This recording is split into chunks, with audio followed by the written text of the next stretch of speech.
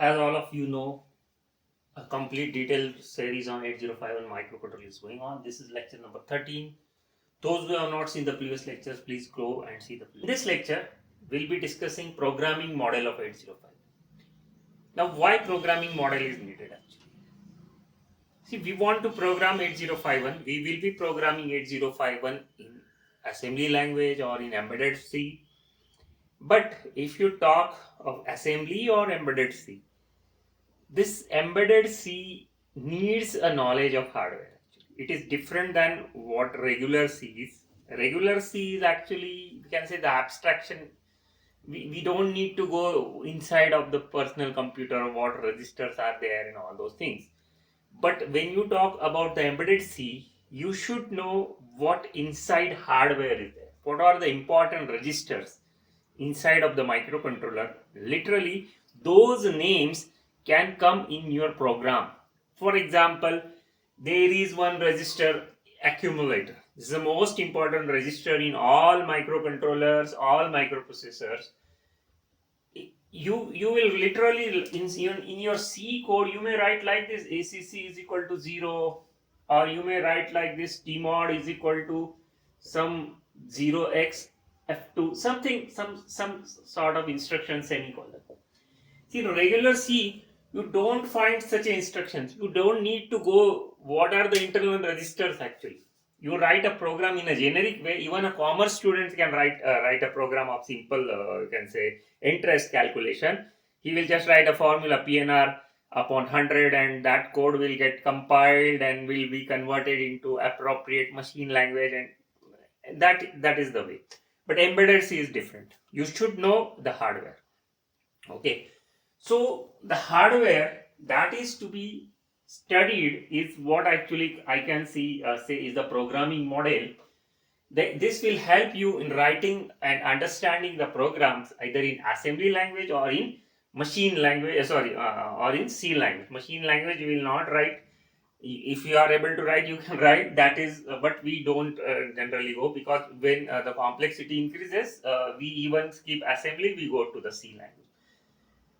Now, as we discussed in previous lecture about the ROM, external ROM, external RAM, okay, what I have shown on this board is actually the internal of the chip, okay, and what we'll see outside is the pins like this, okay. We know those pins.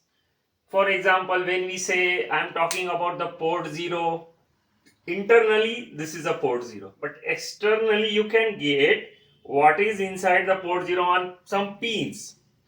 Now, how those pins are connected to registers and all that hardware, we don't need to bother of that.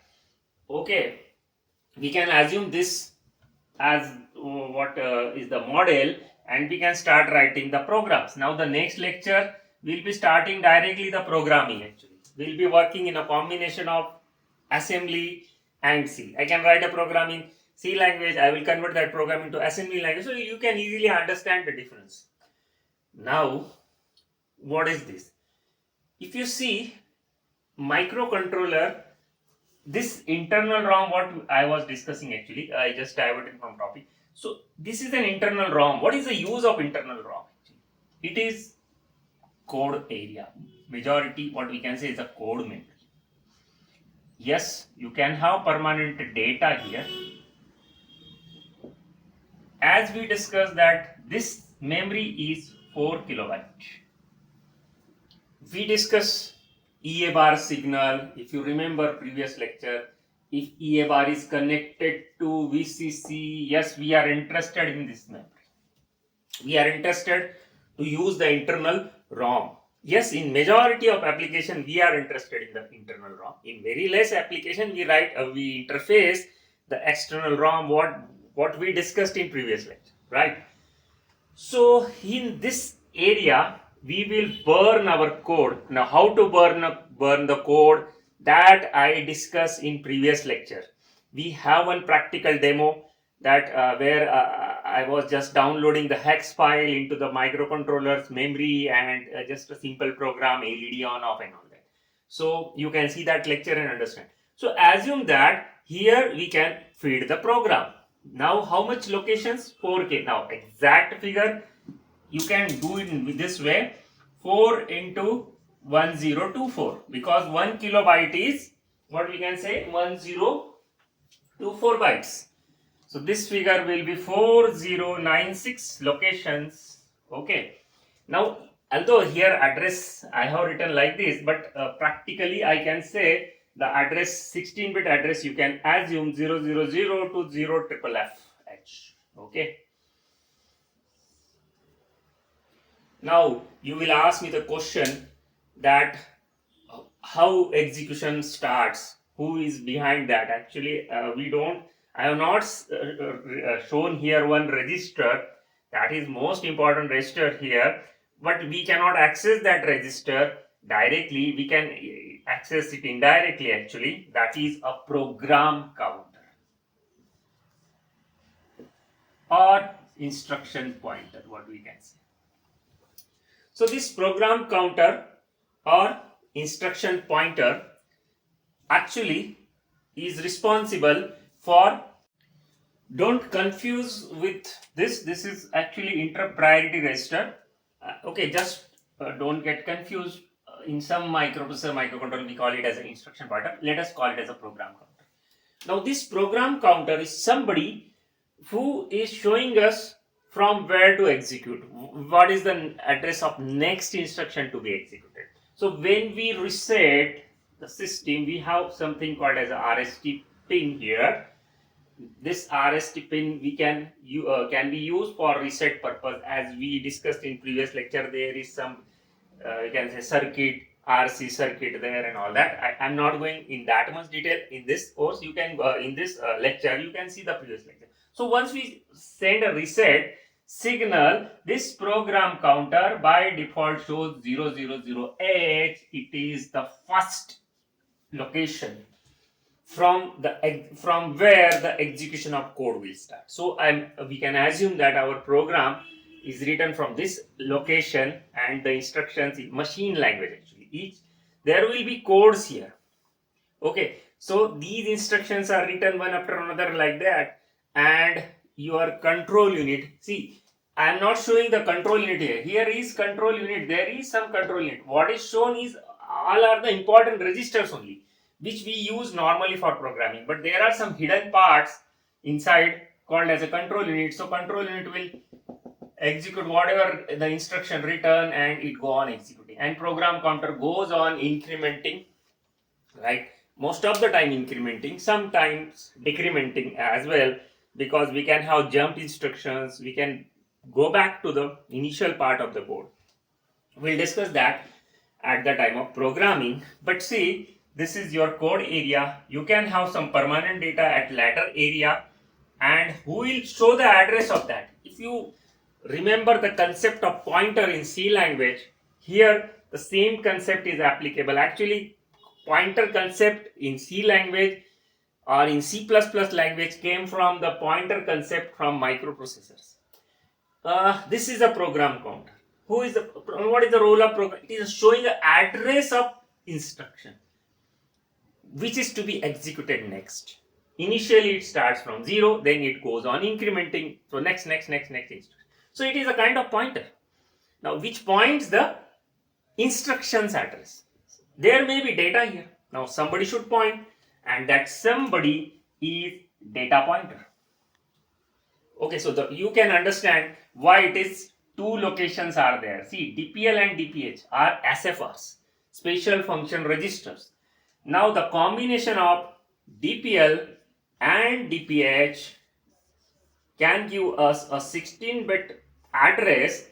For example, this is a location, suppose 0823. For example, this is one location, and we want data is here, and somebody should point that, and that somebody can be DPL and DPH. So lower part will be here, higher part will be here. This anyway, we'll discuss the instruction on that. So that DPL and DPH are data pointers. Now DPL DPH is a part of SFR area, actually special function registers. these special function registers have some special task given, okay, like a management task given, okay, and they are also part of internal memory actually. See, you can assume this as 256 byte of space actually. Total 256 byte of space is there. You can say it's a totally RAM space, and out of that, what I can say 82 FF is basically a SFR area, and below that, what I can say is different areas like general purpose RAM, bit addressable RAM, register banks, and all that thing. Anyway, so but we say that 128 byte is here available as a general area, general memory area, what I can say, and rest of the 128 bytes actually is reserved for SFRs. Now, this is a pointer, but this pointer it itself has its own address as well. See, it is pointing the address of code memory, but it has its own address. Just like somebody asks you the address of some person, and you say that that person lives there, but you are also living somewhere. Okay, so same is the concept. This is pointing the address of code memory, maybe external as well. That we'll discuss. Anyway, I'm assuming it is a pointing address of this memory, but it has its own address. Okay, that is 82 and 83. So this is one SFR actually. So what I can say, 00 to 07. See, this internal RAM, out of that now we'll focus on 128 bytes. In that 128 bytes, 00 to 07, 08 to and say up to 1F, then 20 to 2F, and then 30 to 3F. See what is differences. This is a register bank area. Look at this. This is a register bank area. I can name these registers as R0, R1, R2, R3, 4, 5, 6, 7. Right? Registers. Now why registers? Registers in microprocessor or microcontroller is its internal memory, I can say. We can put data here. For example, I can write an instruction like move R0, hash some data 32H. For example, what will be the purpose of this instruction? Maybe I want this data to be placed here. So this data will come here in this location. Okay, but R0's address is 00 and the contents will be 32. Okay. So these are general registers R0 to R7. I can say register bank 0.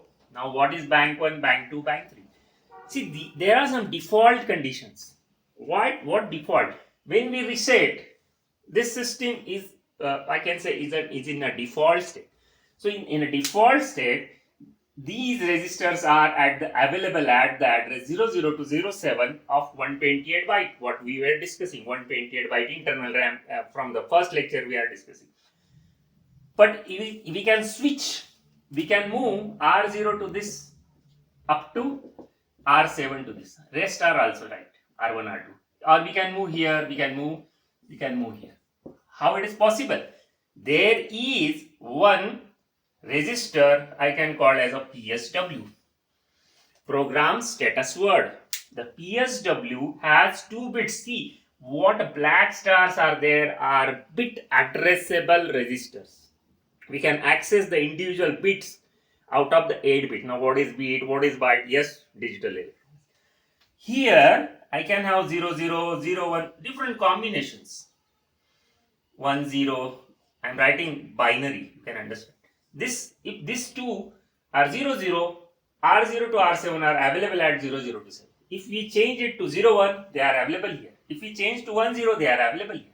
So we can move what is called as R0 by controlling these 2 bits. Okay, so I can say these are the register select bits, and actually this particular PSW is here. Okay, it is available at address D0H, and this PSW is very special again because there are some flags and the decisions are mostly dependent on flag, like carry flag, auxiliary carry flag. This is reserved overflow, parity. See, we'll discuss the instructions. For example, addition is performed, if carry is generated, this flag will be set. For BCD addition, we can use this auxiliary carry and so on. So this is a PSW, program status word, is again important SFR, available at address D0. Again I discuss accumulator, the most important SFR. Most of the operations, addition, subtraction, actually one of the byte is available in accumulator. Even results are stored in accumulator. This is the most important in every in 805, 8086. You can find this type of register. Now, what is B?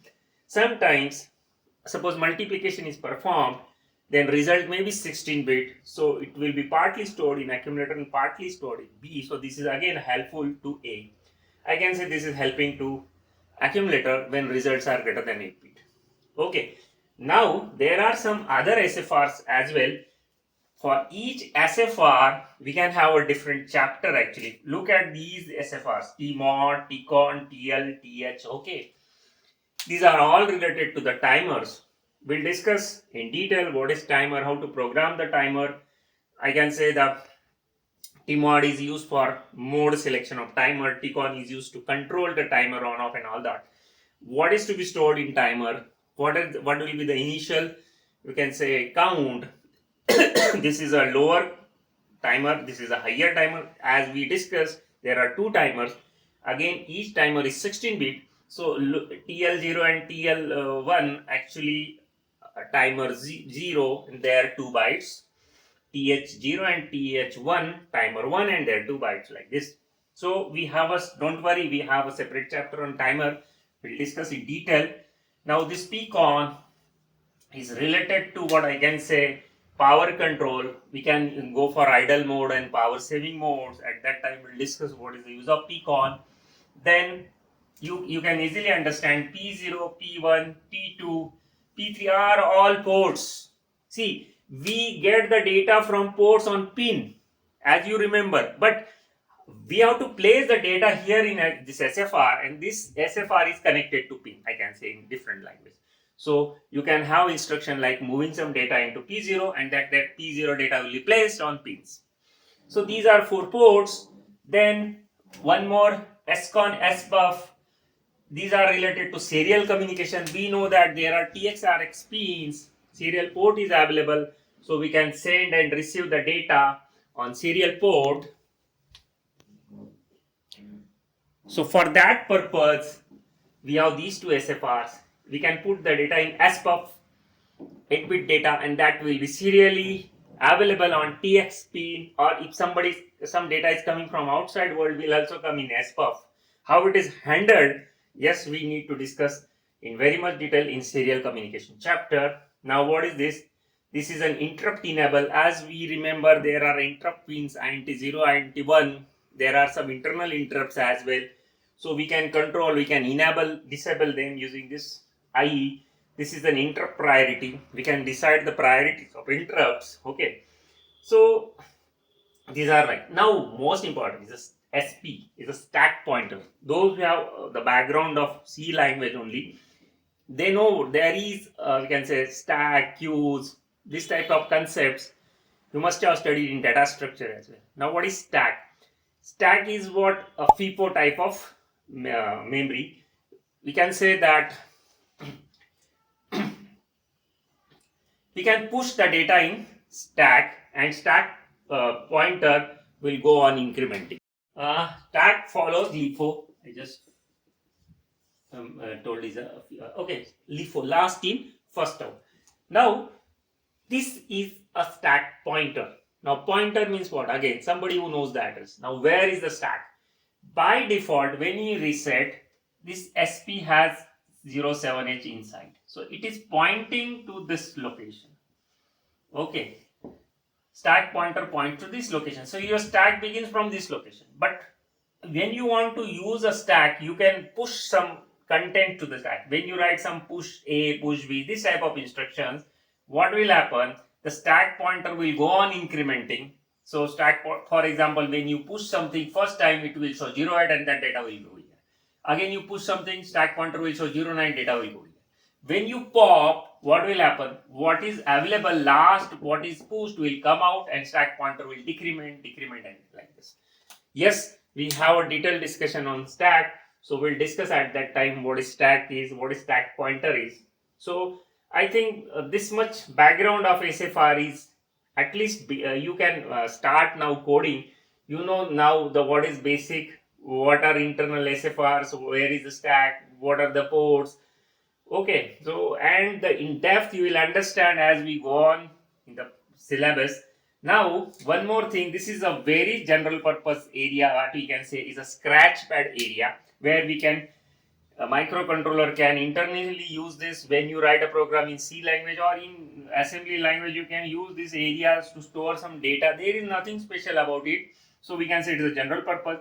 Now this is actually what I can say total 3023F, so it is 80 bytes available as a general purpose. Now 16 bytes, these are those 16 bytes bit addressable RAM. Now the name itself indicate what is bit addressable. See, 20 to 2F, total 16 locations are there, but out of that total each location is 1 byte, and you can individually access one bit, like you can access 000th bit, first bit, second, third, fourth, seventh, and in this way up to 7. So we can use this. Why we need a bit addressability actually? See, in microcontroller we have very limited space, so we are bothered of each and every bit actually. So if you don't need total 8 bit, you can use single bit as well. Just like sometimes we go in hotel and we the hotel wala says that you need to book the entire 8 rooms, we don't have single room available, like that. So and we have only one person to stay. So this is something where we have unnecessarily we have to book rest of the rooms. So same is condition here, we don't need to unnecessarily book the rest of the space. If you want bit, you take a bit. If you want a byte, you take a byte, like that. So this is what the speciality of this, we call it as a bit addressable RAM. Okay, so I think this much is sufficient. You can understand programming now. When we write the instructions, we'll regularly visit the different SFRs and all these areas, and I will just remind you at that time that we discussed this thing. But before starting coding, you should know what is the programming model of 8051. Thanks for the watch.